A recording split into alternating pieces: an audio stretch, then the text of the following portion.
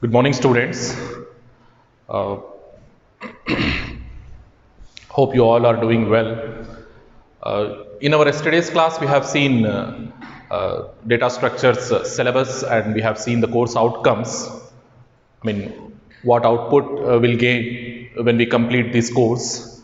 All those things we discussed in our yesterday's class. And in the second part, we have seen the differences between C and C++. Okay. Yeah, in today's class, we'll be discussing OOPS, Object Oriented Programming Structure, or simply we can say OOP, Object Oriented Programming Paradigm. We have different names for this concept. Okay, so Object Oriented Programming. What exactly mean by Object Oriented Programming, and how it is helpful in structuring the programs or in writing the programs to the developers. Okay, that thing we will see in today's class, and what is called object oriented programming, that also we will discuss hopefully. So as we have discussed in yesterday's class, we said C++ is object oriented programming language. That means it do support all object oriented programming concepts. Okay, what are those concepts, that also we will see in today's class. So first of all, we have to know the difference between C and C++. C, it is a structured programming language. Yesterday also I have explained this thing. Structured programming means it uses functions. Okay, the modules. Whenever we are writing the programs, most probably we use modules or functions in our C program. But whereas in C++, we have the flexibility. Either we can go in the traditional approach, that is only with the help of functions, or we can use object-oriented programming concepts as well. Okay, so when we talk about this C++, when we are talking about this C++, we have that kind of flexibility. We can go, either we can go in the traditional way, or we can go with the high-level features. That high-level features are nothing but your object-oriented programming concepts. Okay, so in today's class, we'll be seeing that one. So that is nothing but object-oriented programming design. So what exactly this object-oriented programming design means? We have to use classes and objects in our programming. So these are the two basic building blocks of your object-oriented programming. So if you use classes, and what is this class, what is this object, in turn we will discuss. So for time being, we remember, if you use classes and objects in your programming, then we call that kind of programming as object oriented programming.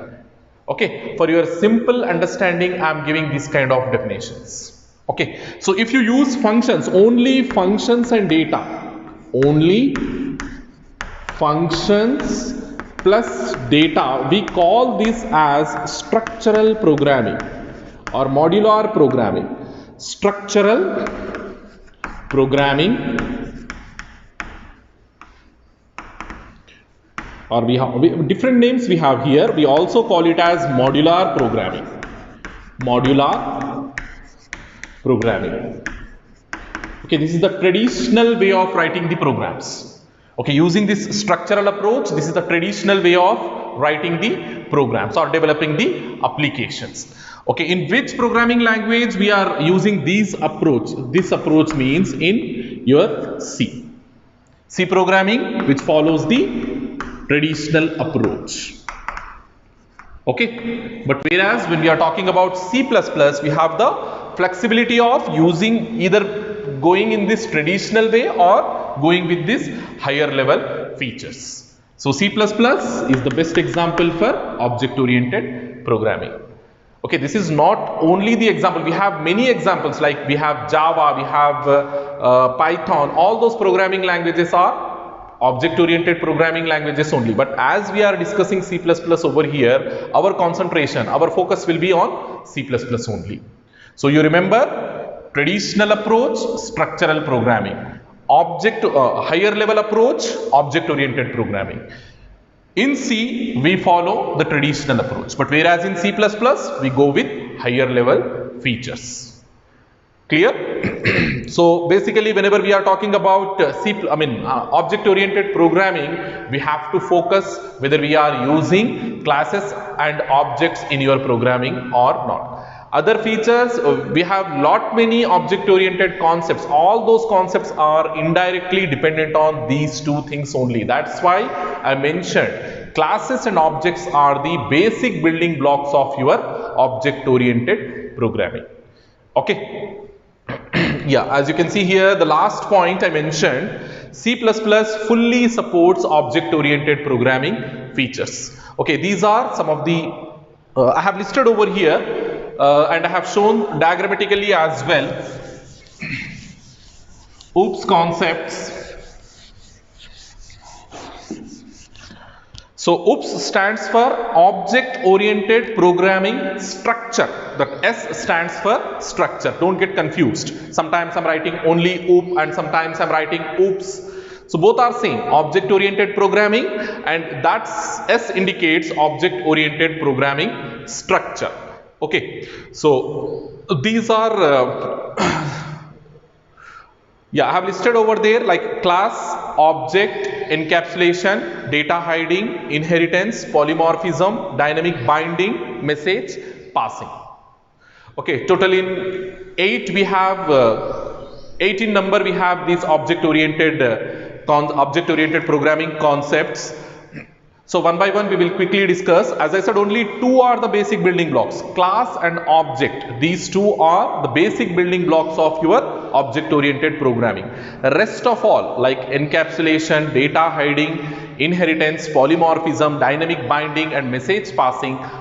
Okay, rest of all, yeah, these 6 they are dependent on the top 2. Like that you remember. Basic building blocks are class and object, and how we are achieving encapsulation with the help of basic building blocks only. How we are achieving data hiding, inheritance, polymorphism, dynamic binding, message passing means with the help of basic building blocks only. Okay, without classes, without objects, we cannot achieve the rest of your object oriented programming concepts. Okay. So quickly we will see one by one what are these, what is a class, what is an object, what is encapsulation. One by one we will see. So a class. So first we talk about class, we focus on this class. From now on, when we are discussing about these classes, whatever programs we are going to write in C++, in every program, in almost all in every program we are going to use classes. Okay, I will show you how to code that class in programming. It is very easy. It is more like a structure in C. Okay, that is the reason why in yesterday's class also I told you to follow the pointers as well as structures. These two things you have to follow. Okay, if you got enough time, if you got some free time, just go through these two concepts thoroughly. Pointers and structures. Because these two concepts we are going to use in C++, and moreover the implementation, whatever implementation we are going to do, data structure implementation we are going to do, we have to use these classes and pointers. So as I said, a class is the basic building block of your object oriented programming, and we also call it as a user defined data type. We have certain predefined data types in our programming language, and this class, it is a user defined data type. It is a first thing, it is a basic building block. Okay, basic building block. And then the next point, we said it is a user defined data type. I will give you a real time example after discussing the object. I will give you a real-time example for class as well as object, user-defined data type. For all OOPS concepts, whatever OOPS concepts we have, for all OOPS concepts I will give you real-time examples so that you can remember those concepts very easily. Okay, because after this C++ programming or after these data structures, in your upcoming semester, that is in your 4th semester, we are going to study Java. And for your information, this Java is also object-oriented programming language only. So whatever discussions we are going to do over here, these discussions are also going to help in your 4th semester. And whatever coding, whatever data structures we are going to implement, definitely at some point in your BE course, they are going to help you. Okay. So the basic building block, your class, and it is a user-defined data type. Yeah, in order to get the feature, in order to access your class, in order to make your class functional, you have to create an object. You have to create an object in your programming. Okay, so you remember this 4th point over here. Okay, I mentioned over here a class is a blueprint to your object. A class is a blueprint for an object. In that, what exactly that blueprint means and how we can relate that term in real world, all those things we will see. Okay, so the next concept, next thing is your object. It is an instance. It is an instance of your class. Just now I told you, in order to get the functionality from the class, we have to create the object. Okay, these two things are quite interrelated. Your object, your class, these two things are interrelated. Class is the blueprint for the object and object is the instance for the class. Okay, so we have different definitions when we talk about this object. So the first thing, object, it is a real-time entity. Object is a real-time entity. Any real-time entity you can take. Like I'm writing with a chalk. This chalk is an object. In terms of your object-oriented programming, this chalk is an object. Okay, I'm rubbing your board, I'm erasing your board with the help of duster. The duster is also an entity. Fan is an entity. Blackboard is an entity. Everything, whatever you find in your surroundings, all those things are objects. All those entities are objects. Clear? So that is the reason why we defined the object as a real-time entity. Clear? So real-time entities, they will have certain properties, isn't it? All real-time entities, they will have properties. How come? This chalk, I said, it is having certain properties. It is having some weight in real time, isn't it? It is having some weight and it is having some dimensions, the height, the depth. Okay, and it, as it is in, it is like a sphere, it is also having the diameter. All these dimensions are nothing but your properties. So every real-time entity is an object in object-oriented programming paradigm, object-oriented programming design.